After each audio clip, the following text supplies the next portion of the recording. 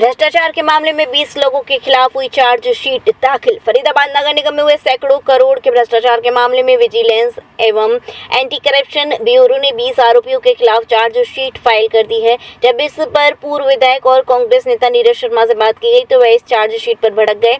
उन्होंने कहा, इस मामले में प्रशासनिक अधिकारियों और नेताओं मंत्रियों को बचाने के लिए छोटे कर्मचारियों और ठेके पर लगाए गए कर्मचारियों को चार्जशीट में शामिल किया गया है।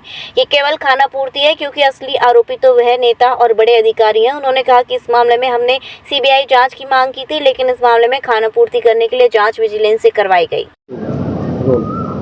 विधायक जी, आपने नगर निगम में भ्रष्टाचार का मामला काफ़ी जोर शोर से उठाया था। उस मामले में अब 20 लोगों के खिलाफ चार्जशीट फाइल की है एंटी करप्शन ब्यूरो और विजिलेंस ने, क्या कहेंगे?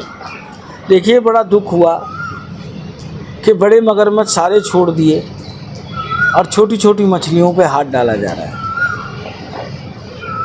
और एक तरीके से इस केस की जान निकाली जा रही है। और ये 200 करोड़ का नहीं, सरकार ढंग से ईमानदारी से जांच करे तो ये कम से कम 2000 करोड़ का घोटाला है। जिन अधिकारियों के खिलाफ चार्जशीट दाखिल करी है, सतबीरा ने जो गाड़ियां दिलाई थी, क्या वो इन अधिकारियों ने ली हैं? सतबीरा ने जिनकी पेमेंट करी है ट्रैवल की, चाहे वो बैंकॉक गए हैं, चाहे वो बिजनेस क्लास में बैठ के चंडीगढ़ तक गए हैं, क्या इन छोटे प्यादों ने करी है?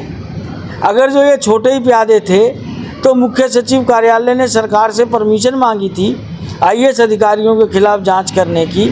उस जांच के खिलाफ आईएएस अधिकारी निर्दोष थे तो हाईकोर्ट क्यों गए स्टे लेने कि हमारी जांच ही ना हो? उनके खिलाफ आज तक जांच नहीं की गई। क्या चेक साइनिंग अथॉरिटी इन छोटे छोटे अधिकारियों की है? ये सिर्फ खाना पूर्ति कर रहे हैं, लीपापोती कर रहे हैं, क्योंकि इसके अंदर बड़े बड़े अधिकारी नहीं, सरकार के मंत्री, सरकार के विधायक, मुख्यमंत्री कार्यालय, ऊपर से लेके नीचे तक भाजपा का रोम रोम लिप्त है। और इस डम्मी मुख्यमंत्री के कारण ये जो आज हरियाणा की दुर्दशा हो रही है, ख़ास तौर से कानून व्यवस्था को लेके सरेआम डकैती, मर्डर, उगाही, गैंगस्टरबाजी, शराब के काम के अंदर माफियाओं को घुसना, ये सब चीज़ें दर्शा रहा है कि आने वाले समय में हमारे हरियाणा की क्या दुर्दशा होने वाली है। हमारे हरियाणा के अंदर कानून व्यवस्था अपने निम्न स्तर पे है। मैंने सरकार से पहले भी मांग की थी, अब पुनः मांग करना चाहूँगा कि इस मामले की जांच सीबीआई ईडी से कराए, ताकि दूध का दूध हो, पानी का पानी हो। जय हिंद। यानी कि जो 20 लोग हैं, इस कार्रवाई से आप संतुष्ट नहीं हैं? नहीं, ये तो छोटे छोटे प्यादे, इनमें से तो कई मर गए, कई आउटसोर्स के हैं, उनको नौकरी से निकाल दिया, रिटायर हो गए। भाई, बड़े बड़े बागड़ बिल्लों को जब तक सबक नहीं मिलेगा तब तक इस भ्रष्टाचार रूपी राक्षस का कुछ नहीं हो सकता है। ये तो आईवाश है, ये तो आईवाश है। जब आपने चार्जशीट के अंदर ही सबको दोषी नहीं ठहराया, कल को कानूनी पेचीदगियों से ये सब भी बाहर निकले नजर आएंगे।